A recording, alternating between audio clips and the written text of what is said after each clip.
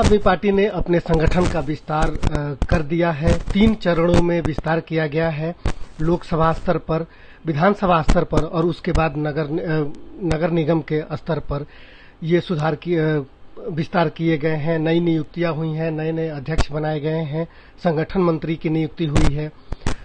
अगले 2 सालों में चुनाव आने वाले हैं, नगर निगम को लेकर के तैयारियां अभी भी शुरू हैं।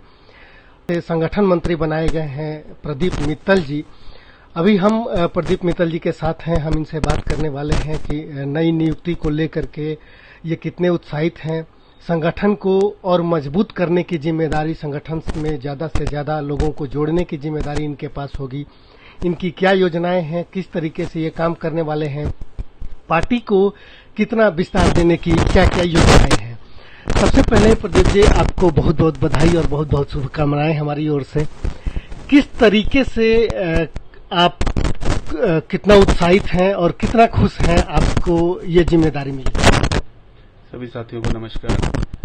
मैं सबसे पहले हमारे केंद्रीय नेतृत्व और हमारे लोकप्रिय विधायक श्री महेंद्र गोयल जी का तहे दिल से धन्यवाद करता हूं, जिन्होंने मुझे पार्टी में इतनी बड़ी जिम्मेवारी दी है। तो मैं अपनी जिम्मेवारी को पूर्ण रूप से निभाऊंगा और संगठन की जो जिम्मेवारी है, संगठन एक पार्टी की नींव होती है, रीढ़ की हड्डी होती है। तो उसके अंतर्गत हम लोगों का एक जो सिस्टम है, आगे 1.5 साल बाद एमसीडी के चुनाव हैं, उसी को देखते हुए हमने संगठन का विस्तार करना है। तो हमारा सबसे पहला टारगेट तो ये है कि हम मैक्सिमम जो हमारे कार्यकर्ता हैं, उन कार्यकर्ताओं को जोड़ के एक मजबूत संगठन बनाएंगे। पूरी विधानसभा जो हमारी रिठाला विधानसभा है, ऐसा संगठन होगा कि पूरी 70 की 70 विधानसभाओं में नंबर 1 हमारा रिठाल विधानसभा का जो संगठन होगा, वो ऐसा स्वरूप हम बनाएंगे।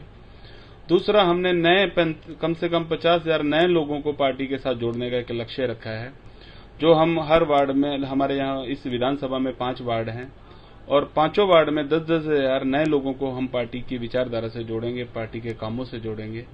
देखिए, माननीय केजरीवाल जी ने बहुत काम किए हैं दिल्ली के अंदर। अपने जो भी वादे थे वो सारे वादे अभी तक पूरे कर दिए हैं। जो पहली सरकार है इस देश के अंदर जिसने जो वादे किए थे वो पूरे किए हैं। उस वादों को लेके हम जनता के बीच में जाएंगे, उस कामों को लेके हम जनता के बीच में जाएंगे, क्योंकि हम लोगों ने सीसीटीवी कैमरे थे, रोड्स के काम है, वाईफाई का काम है, अभी लाइटें लग रही हैं। तो सुरक्षा को देखते हुए जो हमने कदम उठाने चाहिए थे वो सारे काम किए गए हैं।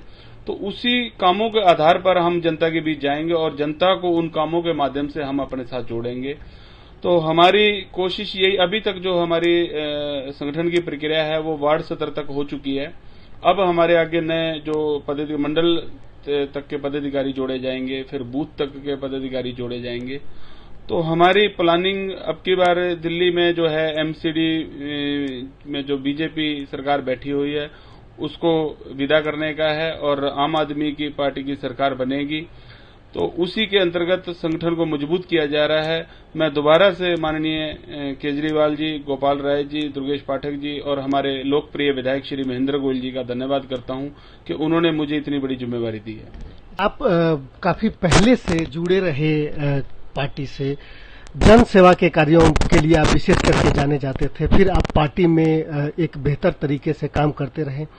कितने उत्सुक थे या कितने अपेक्षित थे कि आपको पार्टी आपके कामों के आधार पर कोई पद देगी, या फिर आप किस पद की उम्मीद बनाए थे? देखिए, हम इस पार्टी में कोई पद के लिए नहीं आए हैं, हम काम करने के लिए आए हैं। जैसे हमारे माननीय विधायक और श्री मुख्यमंत्री श्री अरविंद केजरीवाल जी लोक सेवा में लगे हों, उन्हीं के हम नक्शे कदमों पे चलते हुए पार्टी के लिए सेवा कर रहे हैं।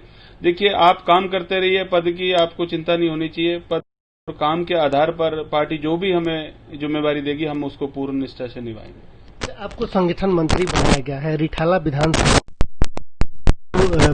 में चुनाव में देखा गया कि भारतीय जनता पार्टी के साथ सीधी टक्कर थी यहाँ आम आदमी पार्टी की। ऐसे में नगर निगम में भी ज्यादातर सीटें भारतीय जनता पार्टी के पास है। एक संगठन मंत्री के तौर पे और इस समीकरण को तोड़ना, जबकि पूरे देश में यूं कहा जाए कि एक धार्मिक या एक अलग तरह की राजनीति जो आपके विपक्ष में जो पार्टी है वो करने की कोशिश कर रही है, ऐसे में किस तरीके से आप लोगों तक जाएंगे और उनको अपने साथ जोड़ने की कोशिश करेंगे, जबकि विषय राजनीति में विकास को कहीं पीछे छोड़ करके और विपक्षी पार्टी जो है वो राजनीति को दूसरे मुद्दों को लेकर के राजनीति में आती है। बीजेपी का एक ही काम है कि गंदी राजनीति करना। हम लोग काम के आधार पर विधानसभा में भी गए थे और लोगों ने हमें भरपूर समर्थन दिया है।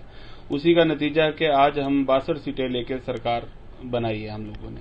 तो बीजेपी के पास कोई एजेंडा नहीं है, कोई विजन नहीं है।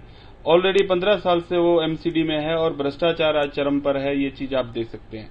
तो भ्रष्टाचार हमारा बहुत बड़ा मुद्दा होगा इस एमसीडी चुनाव के अंदर जो इन लोगों ने किया है। और हमारी जो सरकार ने काम के आधार पर वोट मांगा था और आगे भी हम काम के आधार पर ही जाएंगे।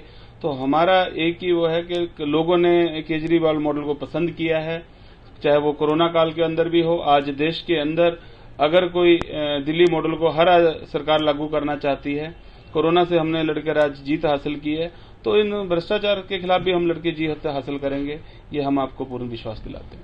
एक मान्यता ये है कि भारतीय जनता पार्टी के वोटर कटते नहीं है, भारतीय जनता पार्टी के जो समर्थक हैं वो कटते नहीं है।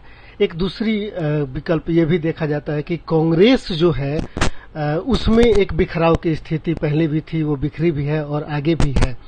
आपने अभी कहा कि 10,000 लोगों को पार्टी से जोड़ने का लक्ष्य आप लोगों ने रखा है। आपको क्या लगता है कि वो कौन से लोग होंगे जो जिनको आप अप्रोच करने वाले हैं, उनको जाकर के अपनी और अपने पार्टी की बात? ये सब कहने की बातें होती है कि बीजेपी का वोट बैंक जो भी है, हम लोग 6 साल पहले हमारी पार्टी पैदा हुई, नई पार्टी बनाई हम लोगों ने। तो 6 सालों में हमारे पास 6 साल पहले तो कोई भी वोट बैंक नहीं था। तो आज हमारा वोट बैंक है 51 से 52% वोट बैंक है। तो भारतीय जनता पार्टी कहीं भी हमारे आगे स्टैंड नहीं करती है। हम लोगों ने जो दिल्ली के साथ वादे किए थे, जो कामों के आधार पर हमने किया था, उनको लेके हम चल रहे हैं, उन्हीं के साथ हम लोगों को जोड़ रहे हैं। और आज भी हमने अब जो इस टाइम हमारे साथ लोग दुनिया जुड़ रही है वो सिर्फ और सिर्फ काम के आधार पर जुड़ रही है। तो हमारा 52% ऑलरेडी वोट पिछले विधानसभा में आपने देखा होगा रहा है। तो हम इसको कोशिश करेंगे कि 55% तक इस वोट को ले जाने की हमारी जो है वो संगठन की कोशिश है। सवाल ये,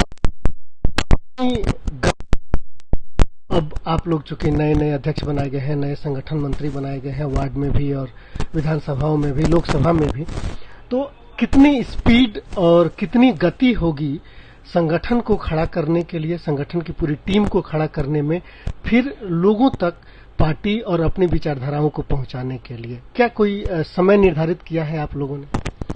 देखिए, हम लोग एमसीडी इलेक्शन की जो तैयारी है उसमें लगे हुए हैं। और रही हमारा संगठन ऑलरेडी पहले से है, ऐसा नहीं है कि हमने नया बनाया है। सिर्फ उसको कई जगह नए पदाधिकारी जोड़े गए हैं, कई जगह पुरानों को हमने वही रखा है। तो उन्हीं के साथ मिलकर हम संगठन को आगे चलाएंगे। और हमारे पास अभी टाइम है 1.5 साल का और बहुत बड़ा संगठन हमारा दिल्ली में बनने जा रहा है। तो संगठन के अंदर कोई कमी नहीं है। माननीय मुख्यमंत्री जी और गोपाल राय जी, दुर्गेश पाठक जी, हमारे माननीय विधायक श्री महेंद्र गोयल जी, उनका पुराना अनुभव है, उन्हीं के अनुभव के आधार पर हम आगे संगठन को चलाएंगे। प्रदीप मित्तल जी जो ये बता रहे थे कि संगठन कोई नया नहीं है, संगठन पहले से है, मजबूत संगठन है, इसमें पूरे दिल्ली में वोटरों की संख्या भी लगातार बढ़ी है। ऐसे में नगर निगम चुनाव को ध्यान में रखते हुए जो नई नियुक्तियां हुई हैं वो नए उत्साह के साथ क्षेत्र में काम करेंगे, लोगों को जोड़ने का काम करेंगे। प्रदीप मित्तल ने एक सबसे अहम बात ये की कि हर वार्ड में लगभग 10,000 लोगों को, नए लोगों को जोड़ने की एक कोशिश है।